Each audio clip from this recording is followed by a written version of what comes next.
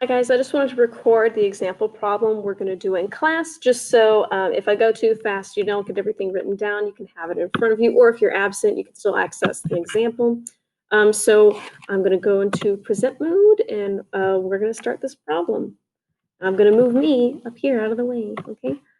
So our problem is a 2 kilogram object is attached to a spring that's pretty heavy for a spring, pulling it down 0.15 meters. And it's going to oscillate up and down, and it takes 8 seconds to complete 10 oscillations. First thing we want to find out is the period, then the frequency, then the amplitude, then the K value, then the max velocity. And that sounds like a lot of things, and it is a lot of things, but it's totally possible, and it's not as hard as you might think it is. So the first thing is the period of the system, and you're probably thinking, oh, wouldn't we need, I need to write things down. Haha. Wouldn't you think, oh, I need to go reference my equation sheet? No, not yet, because we're already given it right here. It takes 10 oscillation, or it takes 8 seconds to complete 10 oscillations. So that means it's taking less than a second to do 10 oscillations. So we need to do 8 divided by 10, the number of seconds per oscillation, that's period. So the period of our system is going to be the, let's see, I'm afraid I'm going to mix this up. So that's going to be our seconds per oscillation. So that is 8 divided by 10, or 0.8 seconds. Okay, so first part, done.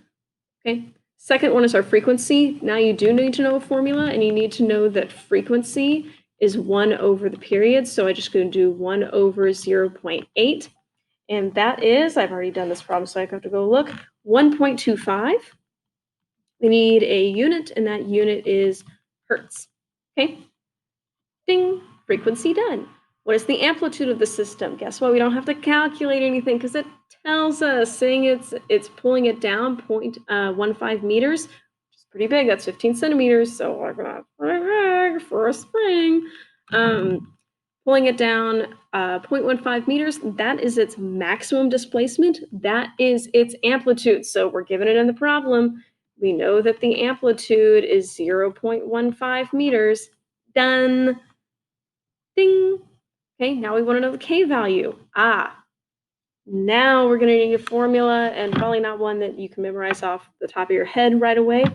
And that is, we need to know that the period of the spring is equal to 2 pi m over k, because we need to find k, and this, we know the period and we know the mass, so we can calculate it algebraically.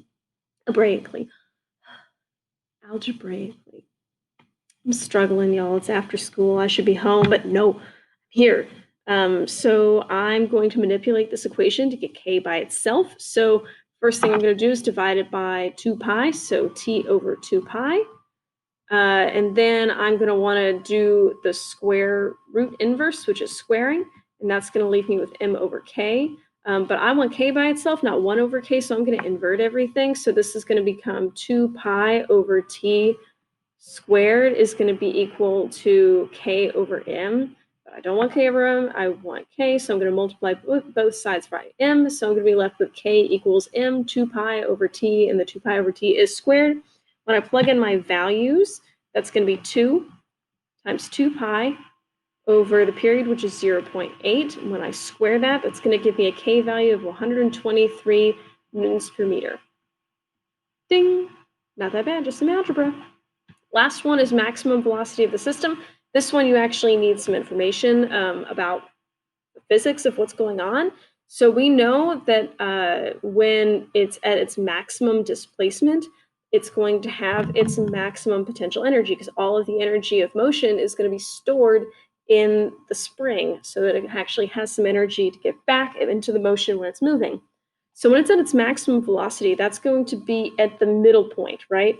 And when it's at the middle point, it's at equilibrium, which means none of the spring is being stretched. It's back in this equilibrium position. So there's no spring energy. So that means if I was going to make an LOL diagram, I would say, oh, we start off with all of the spring energy, but then it goes to kinetic energy. And it just oscillates back and forth between all of being US, all of it being K, all of it being US, all of it being K. That's what's making it this harmonic motion that is so interesting. So using that information, this little divider, I can say that US is equal to K, and I can solve for V that way because US is 1/2 K x squared. I know what K is. 2. And then kinetic energy is 1/2 mv squared. And we're looking for V, and we know what mass is. We know what the displacement is. That's why we had to know the amplitude of the system so that you could think about what the maximum displacement was. Okay. So I can cross out the halves. It's the same on both sides. And I just need to get V by itself. So it's going to be K x squared over M, and then that's squared on the inside. And then we're going to square root the whole thing. So if I plug in my values, that's 123 times 0.15 squared divided by 2. And when I plug that into my calculator, I get 1.176 meters per second. And that's my maximum velocity. Ding! Not that bad. Just some algebra and some physics knowledge. That's pretty much it. Hope this has been helpful.